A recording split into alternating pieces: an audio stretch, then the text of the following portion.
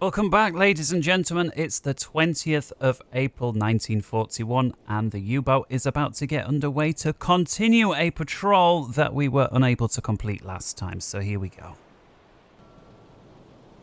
Shortly before 3 a.m., the U-48 pulling out of La Rochelle, making its way towards the eastern Atlantic.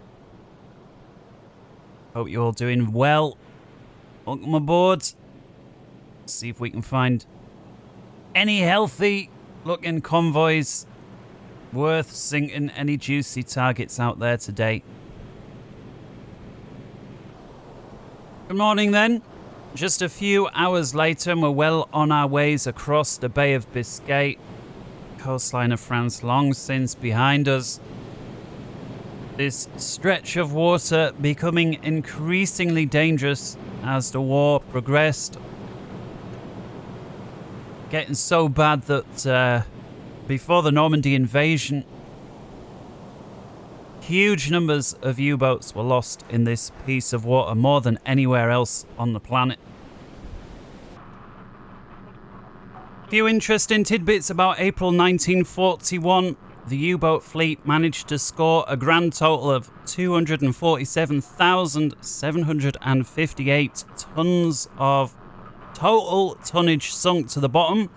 During that time, 2 U-boats were lost themselves, the U-76 going down on the 5th of April, where all but one of the crew were able to survive, so just one of the crew going down with a boat.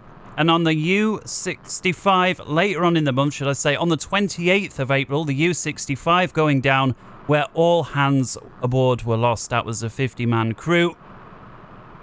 During the same period, as we said, 247,758 tons, and that was spread across 48 confirmed kills, those kills being confirmed post-war, with aces like Rossenbaum, Schultz, and Hessler, each of those captains scoring many kills each. And so during that month, we'll see if we can replicate some of that out. Today, we're about 700 or so kilometers to go until we reach our patrol sector. I'll bring you back once we get there, unless anything interrupts our journey prior.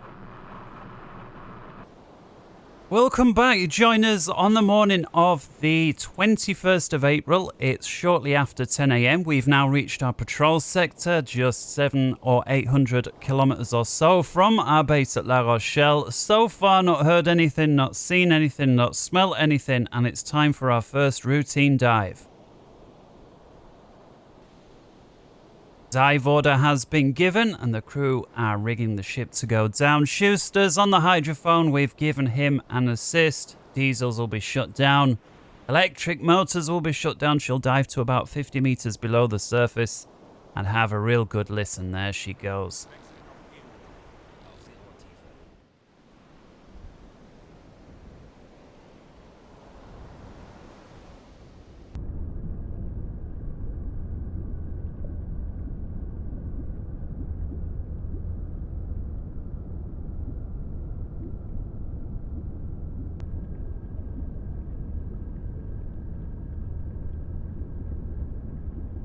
Engines all stop. Let's have a listen. 50.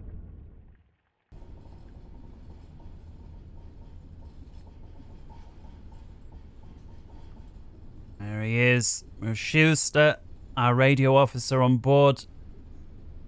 Best hydrophone guy in the fleet. Having a good listen there. Quick look on the map view then, there you can see our patrol sector, the Bay of Biscay that we were talking about earlier. Here's La Rochelle off the west coast of France there where we've departed. Our patrol sector here in green, this rectangular box off the northwestern coast of Spain, Portugal as well. Of course, the UK up there and part of the Allies in red, Ireland thus far being neutral. And here the darker grey, belonging to the Third Reich at this moment in time, or her allies, Italy, of course, Mussolini, buddying up with the guy with the tash, and at this moment in time, looks like all of the Balkan regions there also belonging to the Reich, and of course, Poland is still in the hands of the USSR, 21st of April 41, not too many days away from Operation Barbarossa beginning to unfold. And of course, at that time, Poland, that was agreed upon ahead of time between Hitler and Stalin to divide 50-50, is then going to fall into the Reich's hands. Norway as well, under the hands of the Reich, using bases up here for U-boat fleets as well. Perhaps most famously this one, Bergen. And so with that, let's see, it would appear that nobody's been detected on hydrophone, at least not on this area. Here is our range. If we take a look on the ruler at this moment in time with the technology we've got on our boat, down at 50 meters, we can hear about 163 kilometers, which is about 100 miles, give or take. And it would appear that there are no vessels anywhere within that area. So with that, we'll go back to the surface. We'll continue the patrol. And unless there's something a little more important to bring you back about, I will just continue this until such time. Well, the 22nd of April, 7:20 a.m., 1941, routine dive, and we've made quite a progress there out towards the west. And Schuster, our trusty radio guy, has picked up a convoy. Reckons 8 to 18 vessels there, slight area of uncertainty due to the range. Pretty much on the extreme of the hydrophone sensitivity there, about 160 kilometers. We're going to surface the boat, lay in a course, and I'll bring you back when we're a little closer.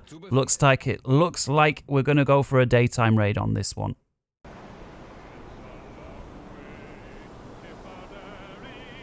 Crew excited listening to their music as they race towards the target area. We'll be due for another routine dive just to periscope depth so we can verify the height, or rather the direction of the convoy. The height, what am I talking about? Too much flying.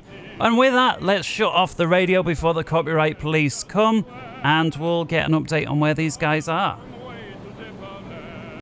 Okay, here we are now, 2 minutes past 9, still on the 22nd of April, so just an hour and a half or so later, and we can see the convoy here progressing in a north-northeasterly direction. Still a area of uncertainty, but if we take the two areas of uncertainty, clearly a trend line there is evolving, progressing towards what can only be the UK from the south.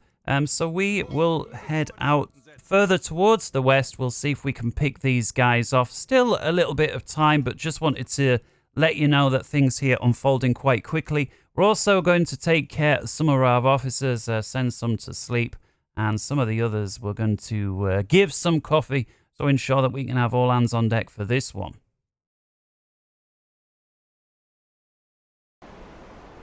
So there we were. If the autosave can get out the way, how disruptive can that be to the continuity? Those of you with very sharp eyes may just about be able to see that there's a periscope there in the middle of the screen. If the YouTube compression doesn't do away with it, perhaps it's a little more obvious from this view. Now we can see some of the radar equipment there from the Metox and whatnot aboard the U-boat also poking out. But for now, it's time to surface. We can see here that our 7 officers that we have, most of them are okay. Knerd looking a little tired, so I think we'll send him to bed. Some of the others, Hoffman as well, I think we'll send him to bed. And with that, we'll just make our way towards the target. We'll have to limp along at half speed. The one remaining engineer that we have, I want him to continue working on torpedoes. That's Weber there. Of course, because we're not having to pursue the convoy, because the convoy's kind of coming in our direction, trying to flank speed is not the order of the day. Instead, remaining unseen, officers rested, all of that good stuff. That's where it ought to be. And I'll bring you back once a little further of time has evolved. 2 hours later, and Officer of the Watch, in this case Menzel, has just spotted some smokestacks on the horizon, and there we can just about see it.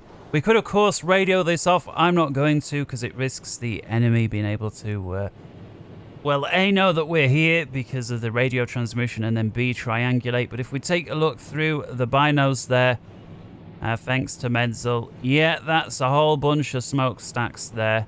Heading our way. Let's make a quick count. We've got 1, 2, 3, 4, 5, 6, 7, 8, 9, 10, 11, 12 smokestacks, and of course, that isn't to say that there isn't somewhere a smokestack hiding behind somebody else, but at least 12 vessels there. Who knows how many of those are going to be military versus convoy merchant ships, but clearly it's a convoy regardless. And I think with that, it's time to play it safe. We're going to dunk down, and with these guys heading our way, we'll do a 90-degree turn to port, I think. Get our tubes aligned, and we'll wait until they come sailing by. And at that point, we'll open the tubes, flood them, and fire. Of course, don't say fire on a U-boat. You say los. Those of you who have heard me before will know that was deliberately done so that there was no confusion about there being a fire on boat. The most dangerous thing on a U-boat, actually. Worse than a leak. Fire consume the oxygen, and with that, incapacitate the crew much quicker than a leak, of course. Really, you're just talking about what would you rather go without with oxygen, or too cold or too hot. You're just talking about which way is an unpleasant way of coming to an end the quickest, really, at that point. But regardless, it's time to dive down. One thing I think we can do, having now come down to periscope depth, is we'll turn the gyro compass off. That's not going to help us. We'll switch to blue lighting, which reduces noise and oxygen usage, and get rid of the dive planes as well. In other words, we're pretty much rigged for ultra silent. I'm going to keep the bulkheads open for now, and I may even raise the snorkel just to give us with a bit of air for now. That's the convoy there, still a ways away. We will switch over to electrics though. Don't want them here in the diesels. And we'll maintain silent running. And as we said before, we'll begin this little turn to port. And we'll wait for them to get a little closer. The officers that we sent to bed are still in bed. We see here Hoffman's pretty much rested. So I think we can afford to wake him up. Of course, he's just one of the watch officers. The ones that I'm really concerned about here is the other Hoffman, who's the engineer, as well as Knut, who's also an engineer. I want to make sure these guys are up for the best of it. Schuster, we see, is starting to get a little tired. Depending on how long the battle lasts, he may require a cup of coffee. All right, so with that, take a little look on the old map view. And so the plan is as follows. We're here. We've started our turn left. Of course, we're trending south, so left as we look at it on the map is going to be to the right. The convoy moving up north, and we'll look to intercept them somewhere around here. All right. And as the clock continues to tick, we're starting to see some of the taller boats coming above there on maximum zoom. Periscope with 3 stages of zoom there, but mostly still the smokestacks. The alarm has been rung. Enemy destroyer has been sighted. Ring-a-ding-a-ding. With that, we'll also bring the snorkel down. Ensure that that doesn't get picked up on radar or visually. And so with that, all the crew that were previously asleep will now be woken up and having a little look up here. Let's have a peek. Pretty much the same as before, but the destroyer here much closer.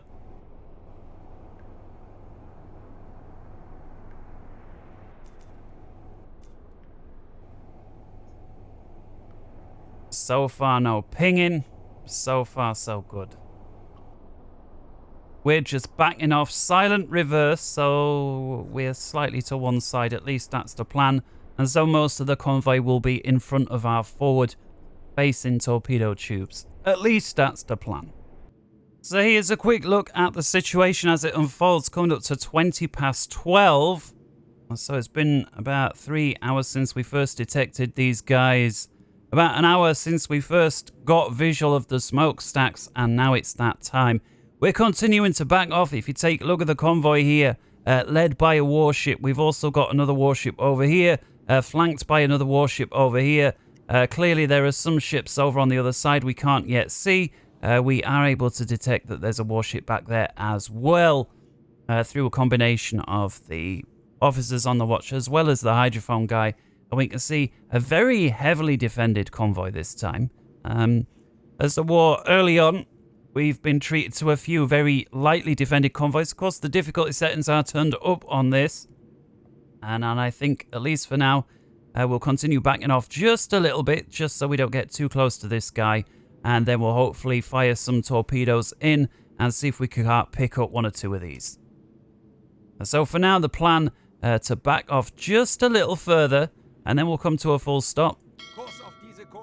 And then we'll face the convoy. So if I put a trend line on for these guys, you can see there, based on that, just an approximate guess, we're going to be just over a kilometer away from the nearest destroyers.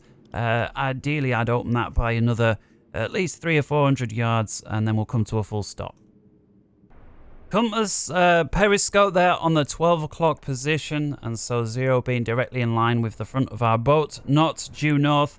And you can see there that first destroyer that we were talking about leading the way.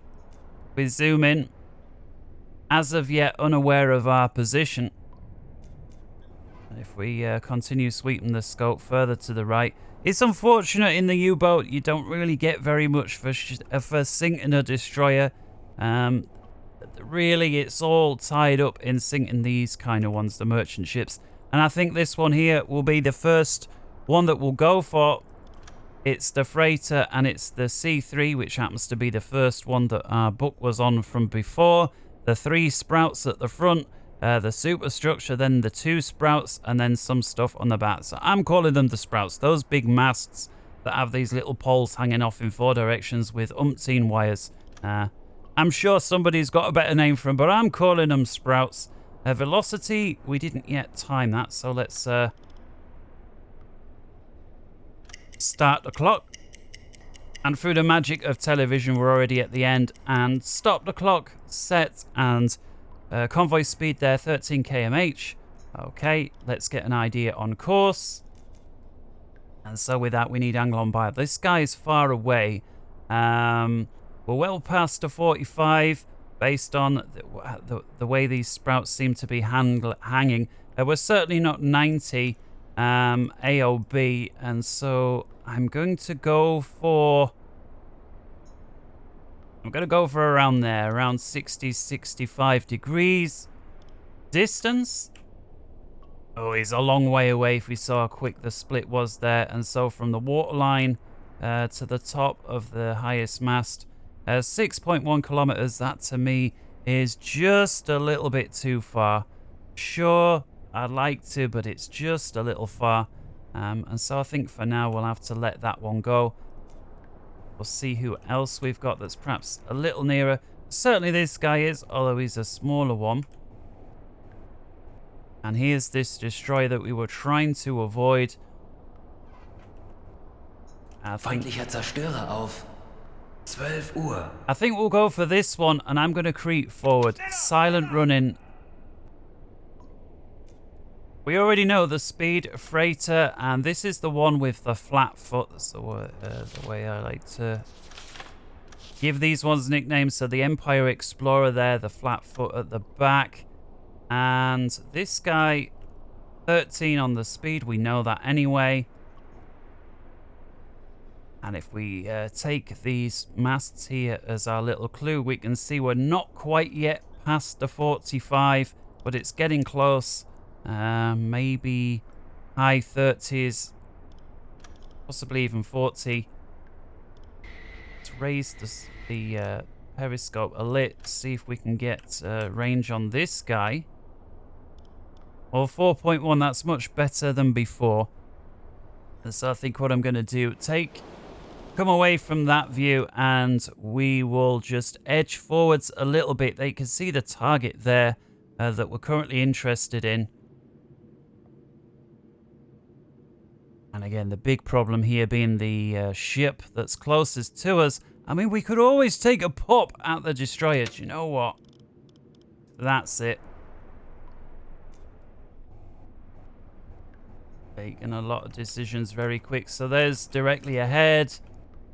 And so this destroyer, so you can see it's actually quite a small destroyer when you compare it to some of these merchant ships. But it's not small at all. I mean, it's certainly larger than our U-boat.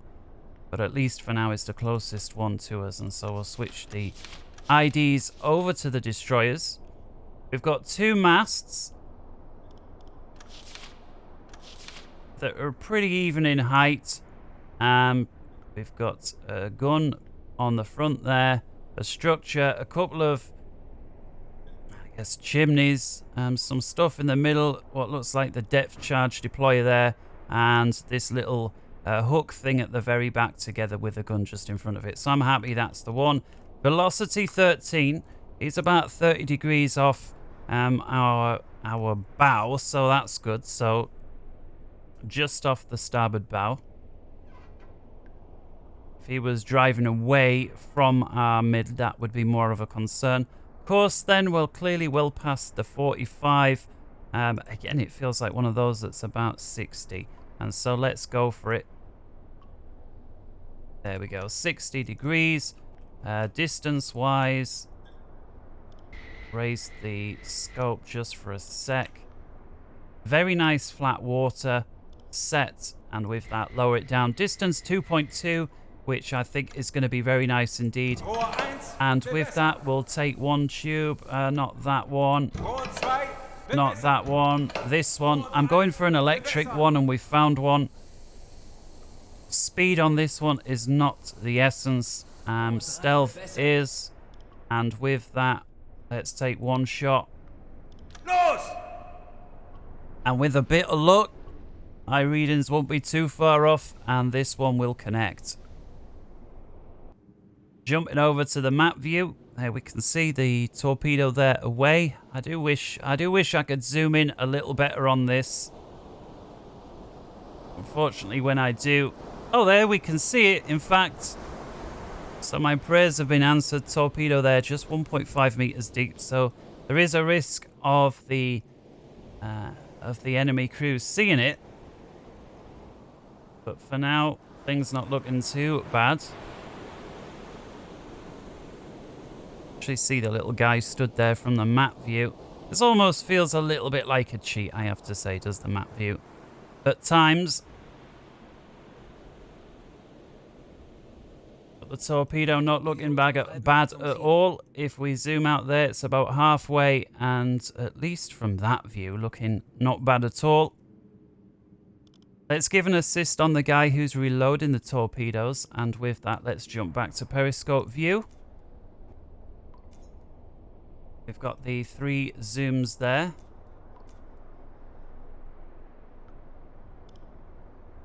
Sekunden bis Torpedoeinschlag.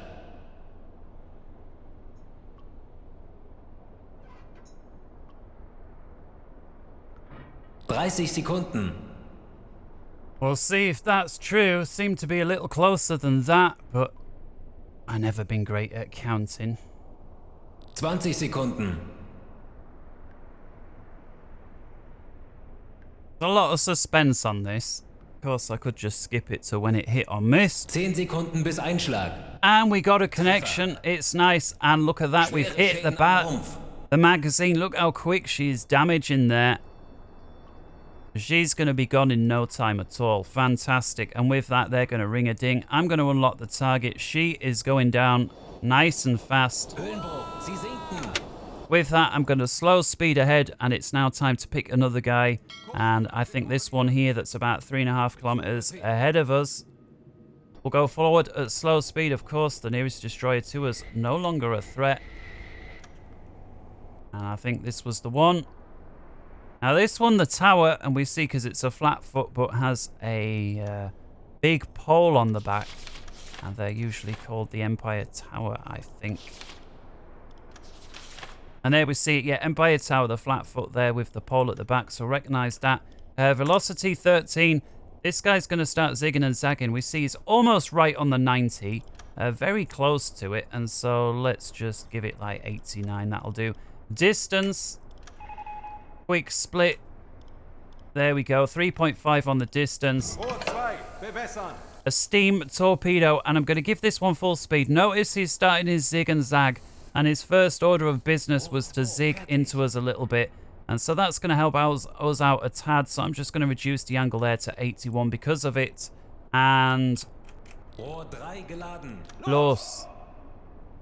And with that, the steam-driven torpedo there going through the water at 81 kilometers an hour, the fastest torpedo in the game. Let's hope that our targeting stuff was correct. We'll let go of that as well. Let's see if we can pick up anybody else. Some communications.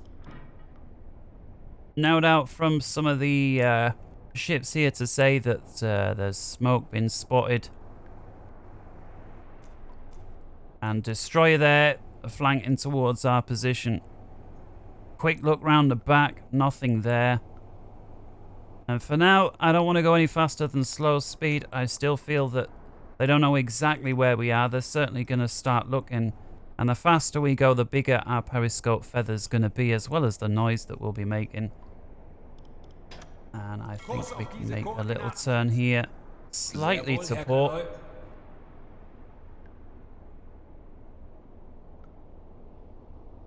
And hopefully that torpedo's doing all right.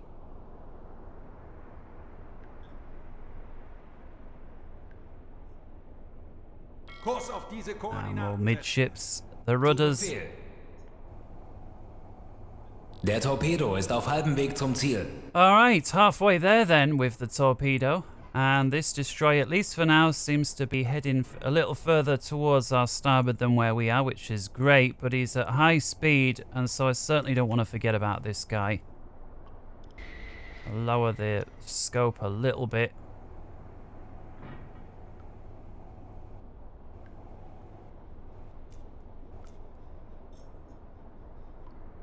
I'd love to take a stab at that big one, but it just feels like it's a little too dicey at this range. I feel we'd be wasting more 40 Sekunden bis torpedoes, and it would be unlikely. Even if one did hit, you know, one could be a dud, two could miss, and that one's far from guaranteed to take it out. But torpedo's getting close to this guy. 20 Sekunden. Rohr 2 geladen. Oh, and this guy, he is pretty close.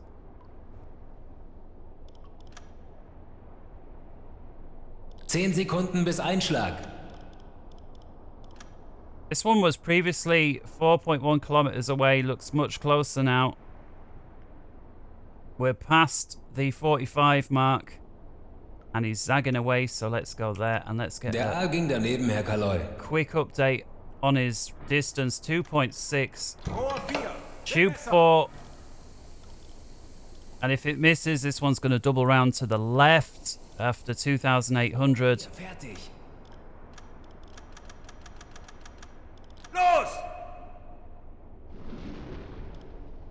And unfortunately, it would seem that the previous torpedo had missed. And there we see it can't have missed by far. And it's actually not too far away from potentially hitting somebody else. This destroyer here on the map view seems to be heading round our 6 o'clock position. And so for now, I think we can keep going. I certainly don't want to make too much noise. He's not right on top of us. He's 1,300 meters away, so it's not nothing, but nor is it something that I want to neglect. Hey, that little misclick bug there. You misclick, and somehow when you misclick, it also doesn't let you delete it. So it's as if it knows you didn't click correctly and then punishes you for it. Either way, we've managed to sink one of... Oh, this one here is close to the destroyer. It looks like he's just about going to get out the way. Oh, don't let this torpedo hit one of the lifeboats. That would be unfortunate. Let's see if we can get a shot off at this guy who's directly ahead. And so we'll unlock that one for now. Zoom out, raise the scope just a tad.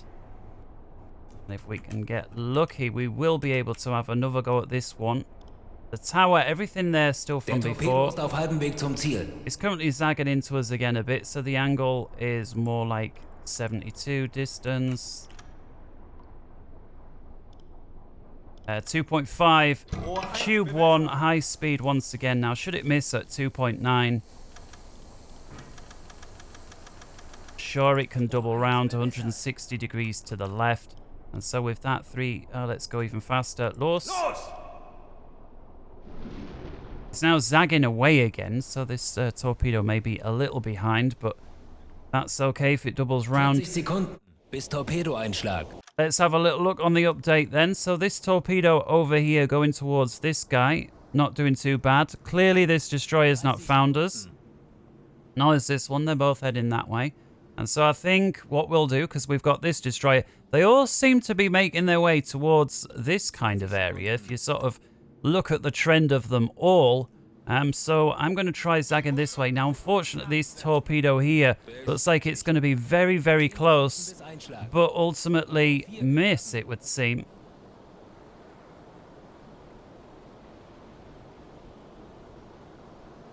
That's unfortunate. Very close. And so a couple of them, I think, have gone just long. And so if we have to make any more decisions on speed, I think I'm going to back it off to 12. The torpedo here also not doing too badly. I can't remember if this was one that was going to turn back round if it missed or not. And it is turning. It's turning to the right, which was a mistake on my part. I needed that to turn to the left.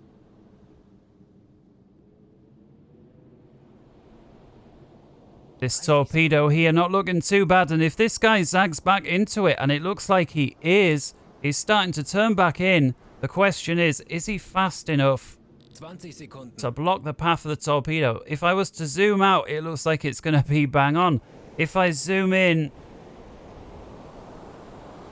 Oh, now I'm not so sure. That is close, but I think it's just going to miss. Oh, my goodness. Oh my goodness. How close was that? 5 or 6 feet, and I heard reports in real life where they saw torpedoes miss by that sort of distance. Dang it. Little rusty at the old situation. It looks like now we've also got destroyer bearing down on us. But this torpedo here, having doubled back, now making its way back to the north. If we're lucky, may hit the boat. It's going to be close. Close being the order of the day. Nice that we can actually see these torpedoes now when we zoom in on this view. But unfortunately, it starts zagging away again the other way. So that's one of those weird torpedo programs that's supposed to circle within a convoy should it initially miss to increase the chances of it hitting something. And unfortunately, didn't hit anything. We need somebody to perform maintenance on, let's go tube 2.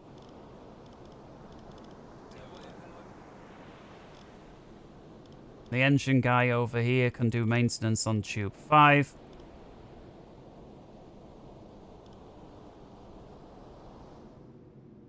But alas, it would seem that all of the other torpedoes, there's one still over here doing the rounds. I mean, it's going round and round, but it looks like despite the proximity with the ships there, it's not going to connect.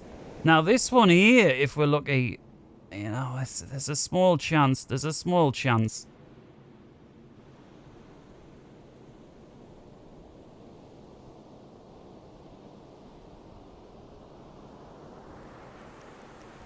The speed time a little bit there. And it would seem that that one's dead. The destroyer's having a hard time picking us up, but we do have a tube ready on tube 2. There's a target about 1 kilometer ahead of us. I'm going to ease off on the periscope, give this guy another assist. Oh, actually, there we go. He's the one who's either replacing torpedoes or preparing them. All right. 12 o'clock. There's one much closer. Let's unlock that one. Where are we here? There he is. Surely we can't miss this one. The flat foot, yes. Speed, we said we're going to drop that to 12. Yes. AOB looks like he's about to zag away through the 90s. So I think I'm going to just give him there 89, 90.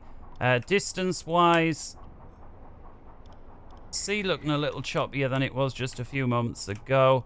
About there, 960. He's continuing to zag away, so I'm going to increase the AOB there to about 93. With that, tube 2, high speed.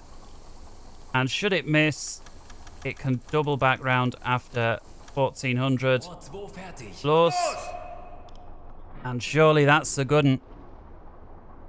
We'll check back to the map.